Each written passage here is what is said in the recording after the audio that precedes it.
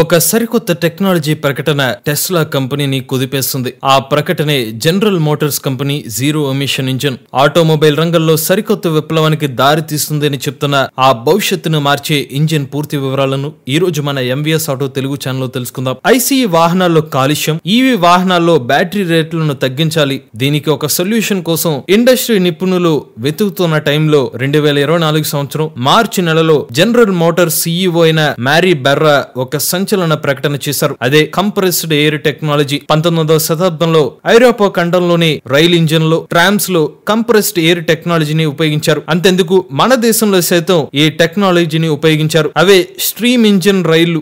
ఆవిరితో నడిచే రైళ్లను 1994 సంవత్సరం వరకు భారతదేశంలో ఉపయోగించారు. ఆ తర్వాత డీజిల్ ఇంజన్లు రావడం, ఆ తర్వాత ఎలక్ట్రిక్ ఇంజిన్లు రావడం తర్వాత వీటి వాడకాన్ని పూర్తిగా ఆపేశారు. కానీ 2010 సంవత్సరంలో ఫ్రెంచ్ కార్ కంపెనీ ఎండిఏ ఒక అవకాశాన్ని గ్రహించింది. కంప్రెస్డ్ ఎయిర్ ని పెట్రోల్ వాహనాల్లో ఉపయోగించే ఇంటర్నల్ కంబషన్ ఇంజిన్ ని కలిపి ఒక హైబ్రిడ్ టెక్నాలజీ తీసుకువస్తే వాహనాలు ఎకో ఫ్రెండ్లీగా ఉంటాయి, బ్యాటరీ లేకుండా పనిచేస్తాయి. దానికి తగ్గట్టుగా పనిచేసింది. ఎయిర్ పాడ్ అనే ఒక కార్ ని సైతం లాంచ్ చేసింది. ఆ కంపెనీ అనుకున్న హైబ్రిడ్ టెక్నాలజీ పనులు మార్కెట్ లోకి రాకముందే ఆగిపోయాయి. అయితే వారి రీసెర్చ్ జనరల్ మోటార్స్ కంపెనీని ఆకర్షించింది. నిజానికి ఎలక్ట్రిక్ కార్లను ప్రపంచానికి పరిచయం చేసింది జనరల్ మోటార్స్ కంపెనీ. 1996లో మొట్టమొదటి కమర్షియల్ ఎలక్ట్రిక్ కార్ EV1 ని జనరల్ మోటార్స్ మార్కెట్ లోకి లాంచ్ చేసింది. అప్పట్లో సరైన సబ్సిడీలు లేకపోవడం, లెడ్ యాసిడ్ బ్యాటరీలను ఉపయోగించడం వల్ల తక్కువ రేంజ్, ఒక రోజంతా ఛార్జింగ్ టైం పట్టడంతో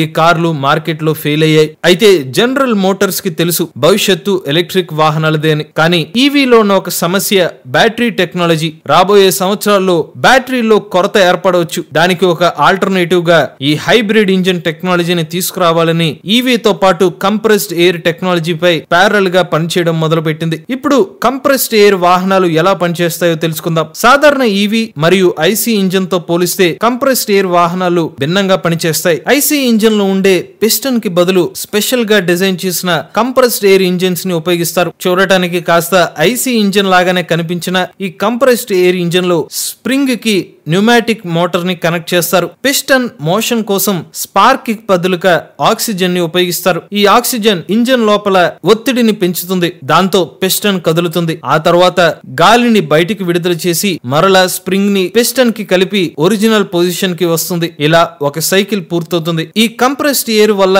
ఎలక్ట్రిక్ వాహనాలు మరియు ఐసీ వాహనాల్లో కొన్ని బెనిఫిట్స్ కూడా ఉన్నాయి. మొదటిది 100% పొల్యూషన్ ఫ్రీ. ఈ ఇంజిన్ గాలితో పనిచేస్తుంది. పర్యావరణానికి ఎటువంటి హాని ఉండదు. ఈవీలో ఉపయోగించే బ్యాటరీల కోసం భూమిలోని అరుదైన మెటీరియల్స్ ని తవ్వాల్సిన పని ఉండదు. దీనివల్ల air pressure engine IC engine మరియు ఈవీ కంటే చవకగానే తయారు చేయవచ్చు. ఈ కంప్రెస్డ్ ఎయిర్ ఇంజిన్స్ లో ఉన్న మరొక అడ్వాంటేజ్, దీన్ని తయారు చేయడానికి దృఢమైన స్టీల్ లేదా మెటల్ అవసరం ఉండదు. కారణం తక్కువ గాలి ప్రెషర్ తోనే ఈ ఇంజిన్ పనిచేస్తుంది. ఇక ఇంధనం పరంగా చూసుకున్న కంప్రెస్డ్ ఎయిర్ చాలా చవకగా లభిస్తుంది. ప్రపంచంలో గాలికి కొరత ఉండదు కదా, అలానే ఈ ఇంజిన్ కి ఎక్కువ లైఫ్ కూడా ఉంటుంది. ఇప్పటిదాకా కంప్రెస్డ్ ఎయిర్ ఇంజిన్ లోని పాజిటివ్స్ మాట్లాడుకున్నాం. ఇందులో కొన్ని ఛాలెంజెస్ కూడా ఉన్నాయి. మొదటిది, కంప్రెస్డ్ ఎయిర్ తో తయారు చేసే ఇంజిన్ దీని యొక్క పవర్ చాలా తక్కువ ఉంటుంది. ప్రెషరైజ్డ్ ఎయిర్ లో చాలా తక్కువ ఎనర్జీ డెన్సిటీ ఉంటుంది. తేలికపాటి కాంపోనెంట్స్ మరీ ఎక్కువ ప్రెషర్ ని రిలీజ్ చేయలేకపోవడం వల్ల ఈ ఇంజిన్లు నిజ జీవితంలో వాహనాల తయారీకి అంత అనువుగా ఉండవు. రెండోది, ఇంజిన్ సామర్థ్యత. కంప్రెస్ చేసిన గాలి ప్రపంచంలో ఉచితంగా దొరికినప్పటికీ ఈ ఇంజిన్ ఎఫిషియన్సీ చాలా తక్కువ.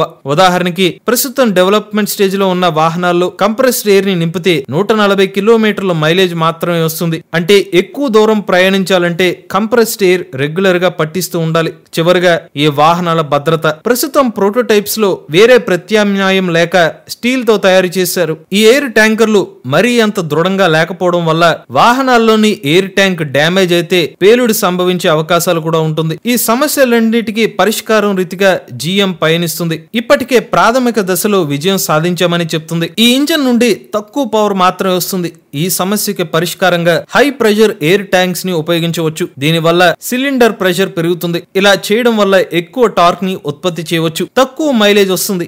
ఈ సమస్యకి ఒక పరిష్కారం ఉంది. వాహనం చాసిస్ సైజ్ ని పెంచి ఒక కంప్రెస్డ్ ఎయిర్ రిజర్వాయర్ ని ఏర్పాటు చేయడం. అయితే ఇది కంప్రెస్డ్ ఎయిర్ వాహనాల కోసం మాత్రమే వర్క్ అవుతుంది. హైబ్రిడ్ ఇంజిన్ డిజైన్ కి వర్క్ అవ్వదు. ఇలా చేయడం వల్ల రేంజ్ పెరుగుతుంది. ఇప్పుడు అసలు ప్రశ్న, కంపెనీ ప్రకటించినట్టు ఈ ఇంజన్లు మార్కెట్ లోకి ఎప్పుడు వస్తాయి? జనరల్ మోటార్స్ ఈ హైబ్రిడ్ ఇంజిన్ ని మార్కెట్ లోకి తీసుకురావడానికి అన్ని రకాలుగా R&D చేస్తుంది. కానీ ఇది కొత్త టెక్నాలజీ కావడం, రెండు టెక్నాలజీలను అనుసంధించాల్సిన అవసరం ఉండటంతో కాస్త సమయం పడుతుంది. ప్రజలకు మేలు చేసే ఏ కంపెనీ అయినా మార్కెట్ లోకి వస్తుందంటే ఆ కంపెనీకి ఇబ్బందులు ఎదుర్కోవాల్సిందే. జిఎం కంపెనీ ప్రైవేట్ గా ఈ టెక్నాలజీని డెవలప్ చేసి లాంచ్ చేస్తే మంచిది. బయటికి తెలియడం వల్ల ఇబ్బందులు తప్పకపోవచ్చు. ఇది కంప్రెస్డ్ ఎయిర్ ఇంజిన్ టెక్నాలజీ యొక్క పూర్తి సమాచారం. మీరు కూడా ఎవరైనా ఎలక్ట్రిక్ వెహికల్ ఉపయోగిస్తున్నట్లయితే మీ ఓనర్షిప్ ని మాతో షేర్ చేద్దాం అనుకున్నట్లయితే స్క్రీన్ మీద కనిపించే నెంబర్ కి వాట్సాప్ చేయండి, లేదంటే డిస్క్రిప్షన్ ఉన్న ఫామ్ ని ఫిల్ చేయండి. ఈ వీడియో కానీ మీకు నచ్చినట్లయితే MVS auto Telugu channel subscribe చేసుకోండి. ఈవీ కంటెంట్ కోసం ఈవీ కొరాడు ఛానల్, రివ్యూస్ కోసం ఈవీ కొరాడు రివ్యూస్ ఛానల్,